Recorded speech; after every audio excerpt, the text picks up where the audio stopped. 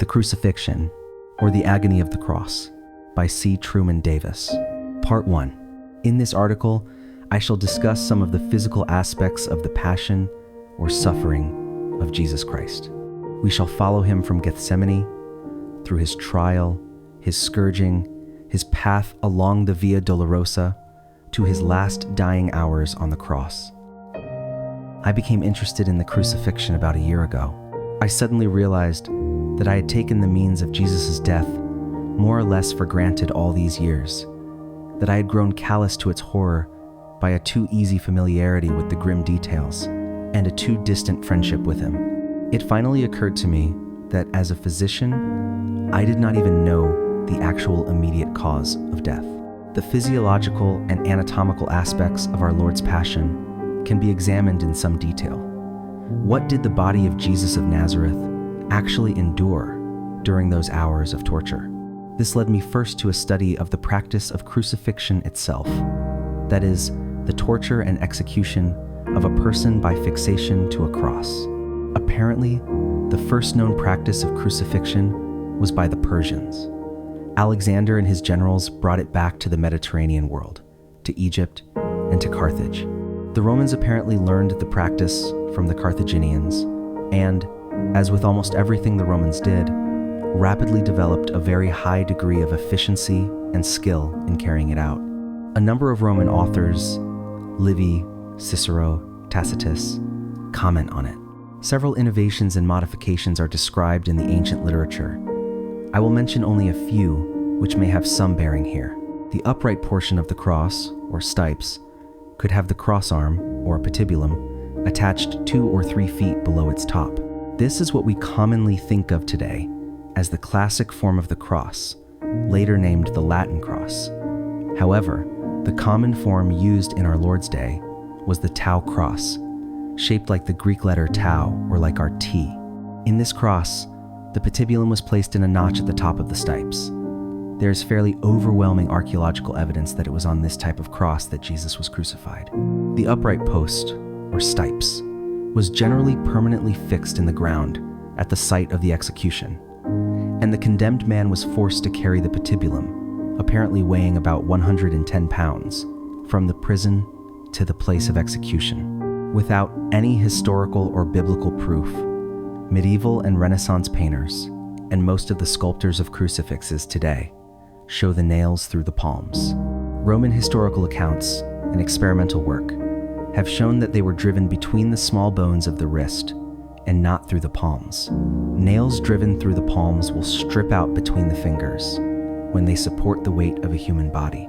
The misconception may have come about through a misunderstanding of Jesus' words to Thomas, "See my hands." John 20:27. Anatomists, both modern and ancient, have always considered the wrists as part of the hands. A titulus, or small sign, stating the victim's crime was usually carried at the front of the procession and later nailed to the cross above the head. This sign, with its staff nailed to the top of the cross, would have given it somewhat the characteristic form of the Latin cross. The physical passion of Christ began in Gethsemane. Of the many aspects of this initial suffering, I shall only discuss the one of physiological interest, the bloody sweat. It is interesting that the physician of the group, Luke, is the only one to mention this, and being in anguish, he prayed more earnestly, and his sweat was like drops of blood falling to the ground. Luke 22:44, NIV. Though very rare, the phenomenon of hematidrosis, or bloody sweat, is well documented. Under great emotional stress, tiny capillaries in the sweat glands can break, thus mixing blood with sweat. This process alone could have produced marked weakness and possible shock. Part 2. We shall move rapidly through the betrayal and arrest. After the arrest in the middle of the night, Jesus was brought before the Sanhedrin and Caiaphas, the high priest. It is here that the first physical trauma was inflicted. A soldier struck Jesus across the face for remaining silent when questioned by Caiaphas. The palace guards then blindfolded him and mockingly taunted him to identify them as they passed by, spat on him, and struck him in the face. In the early morning, Jesus, battered and bruised, dehydrated and exhausted from a sleepless night, is taken across Jerusalem to the praetorium of the Fortress Antonia, the seat of government of the procurator of Judea, Pontius Pilate. You are, of course, familiar with Pilate's action in attempting to pass responsibility to Herod Antipas, the tetrarch of Judea. Jesus apparently suffered no physical mistreatment at the hands of Herod and was returned to Pilate. It was then, in response to the cries of the mob, that Pilate ordered Barabbas released and condemned Jesus to scourging and crucifixion. Most Roman writers from this period do not associate the two. Many scholars believe that Pilate originally ordered Jesus scourged as his full punishment, and that the death sentence by crucifixion came only in response to the taunt by the mobs that the procurator was not properly defending Caesar against this pretender who claimed to be the king of the king. Jews, preparations for the scourging are carried out. The prisoner is stripped of his clothing and his hands are tied to a post above his head. It is doubtful whether the Romans made any attempts to follow the Jewish law in this matter of scourging. The Jews had an ancient law prohibiting more than 40 lashes. The Pharisees, always making sure that the law was strictly kept, insisted that only 39 lashes be given. In the case of a miscount, they were sure of remaining within the law. The Roman legionnaire steps forward with the flagrum, or flagellum, in his hand. This is a short whip consisting of several heavy, leather thongs with 2 small balls of lead attached near the ends of each. The heavy whip is brought down with full force again and again across Jesus' shoulders, back, and legs. At first, the heavy thongs cut through the skin only.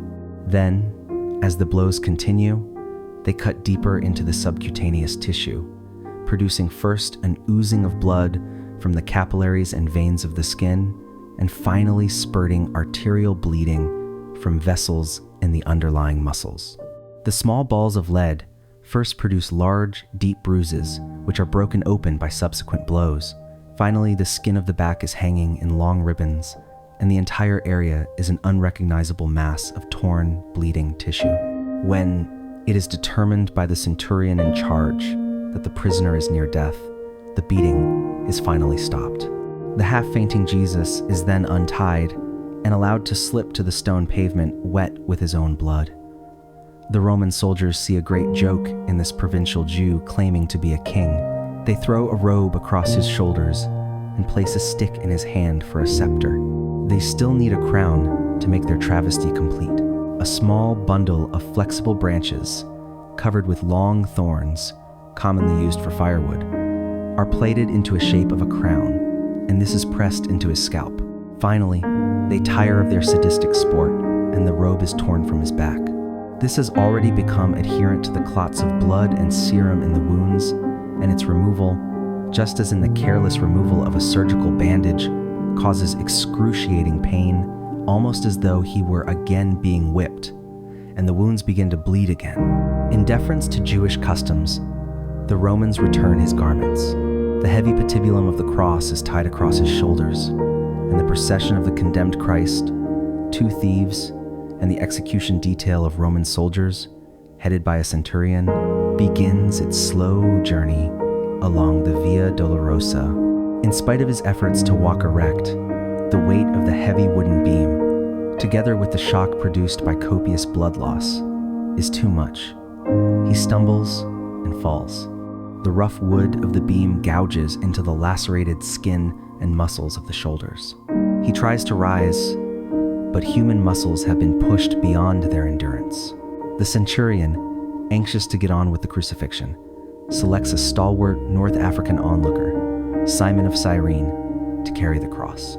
Jesus follows, still bleeding and sweating the cold, clammy sweat of shock. The 650-yard journey from the Fortress Antonia to Golgotha is finally completed. The prisoner is again stripped of his clothes except for a loin cloth which is allowed to the Jews. The crucifixion begins. Jesus is offered wine mixed with myrrh, a mild analgesic mixture. He refuses to drink. Simon is ordered to place the patibulum on the ground, and Jesus is quickly thrown backward with his shoulders against the wood. The legionnaire feels for the depression at the front of the wrist. He drives a heavy, square, wrought iron nail through the wrist and deep into the wood. Quickly, he moves to the other side and repeats the action, being careful not to pull the arms too tightly, but to allow some flexion and movement. The patibulum is then lifted in place at the top of the stipes, and the titulus reading, "Jesus of Nazareth, King of the Jews," is nailed in place. The left foot is pressed backward against the right foot, and with both feet extended, toes down, a nail is driven through the arch of each, leaving the knees slightly flexed. The victim is now crucified. As he slowly sags down with more weight on the nails in the wrists, excruciating, fiery pain shoots along the fingers and up the arms to explode in the brain. The nails in the wrists are putting pressure on the median nerves. As he pushes himself upward to avoid this stretching torment, he places his full weight on the nail through his feet. Again, there is the searing agony of the nail tearing through the nerves between the metatarsal bones of the feet. At this point, another phenomenon occurs. As the arms fatigue, great waves of cramps sweep over the muscles, knotting them in deep, relentless, throbbing pain. With these cramps comes the inability to push himself upward. Hanging by his arms, the pectoral muscles are paralyzed and the intercostal muscles are unable to act. Air can be drawn into the lungs, but cannot be exhaled. Jesus fights to raise himself in order to get even one short breath. Finally, carbon monoxide builds up in the lungs and in the bloodstream, and the cramps partially subside. Spasmodically, he is able to push himself upward to exhale and bring in the life-giving oxygen. It was undoubtedly during these periods that he uttered the 7 short sentences which were recorded. The first, looking down at the Roman soldiers throwing dice for his seamless garment, "Father, forgive them, for they do not know what they are doing." Luke 23:34. The second, to the penitent thief, "Truly I tell you, today you will be with me in paradise." Luke 23:43. The third, looking down at the terrified, grief-stricken adolescent John, the beloved apostle, he said, "Here is your mother." And looking to Mary, his mother, "Woman, here is your son." John 19:26-27. The fourth cry is from the beginning of Psalm 22. my God, why have you forsaken me?" Psalm 22:1 and Matthew 27:46. Jesus suffers hours of this limitless pain, cycles of twisting, joint-rending cramps, partial asphyxiation, and searing pain as tissue is torn from his lacerated back as he moves up and down against the rough timber. Then another agony begins, a deep, crushing pain deep in the chest as the pericardium slowly fills with serum and begins to compress the chest. Let us again remember Psalm 22:14. "I am poured out like water, and all my bones are out of joint. My heart has turned to wax. It has melted within me." Part 3. It is now almost over. The loss of tissue fluids has reached a critical level. The compressed heart is struggling to pump heavy, thick, sluggish blood into the tissues. The tortured lungs are making frantic effort to gasp in small gulps of air. The markedly dehydrated tissues send their flood of stimuli to the brain. Jesus gasps his fifth cry, "I am thirsty." John 19:28. Let us remember another verse from Psalm 22:15. "My strength is dried up like a potsherd, and my tongue sticks to the roof of my mouth. You lay me in the dust of death." A sponge soaked in posca, the cheap, sour wine which is the staple drink of the Roman legionnaires, is lifted to his lips. He apparently does not take any of the liquid. The body of Jesus is now in extremis, and he can feel the chill of death creeping through his tissues. This realization brings out his sixth words, possibly little more than a whisper. "It is finished." John 19:30. His mission of atonement has been completed. Finally, he can allow his body to die. With one last surge of strength, he once again presses his torn feet against the nail, straightens his legs, takes a deeper breath, and with a low voice utters his seventh and last cry, "Father, into your hands I commit my spirit." Luke 23:46. The rest you know. In order that the Sabbath not be profaned, the Jews asked that the condemned men be dispatched and removed from the crosses. The common method of ending a crucifixion was by crus fracture, the breaking of the bones of the legs. This prevented the victim from pushing himself upward. The tension could not be relieved from the muscles of the chest, and rapid suffocation occurred. The legs of the two thieves were broken, but when they came to Jesus, they saw that this was unnecessary. Apparently, to make doubly sure of death, the legionnaire drove his lance through the fifth interspace between the ribs, upward through the pericardium, and into the heart. John records this by saying, "Instead, one of the soldiers pierced Jesus' side with a spear, bringing a sudden flow of blood and water." John 19:34 NIV. Thus there was an escape of watery fluid from the sac surrounding the heart and blood from the interior of the heart. We therefore have rather conclusive post-mortem evidence that our Lord died not the usual crucifixion death by suffocation, but of heart failure due to shock and constriction of the heart by fluid in the pericardium. Thus, we have seen a glimpse of the epitome of evil which man can exhibit toward man and toward God. This is not a pretty sight, and is apt to leave us despondent and depressed. How grateful we can be that we have a sequel, a glimpse of the infinite mercy of God toward man, the miracle of the atonement, and the expectation of Easter morning.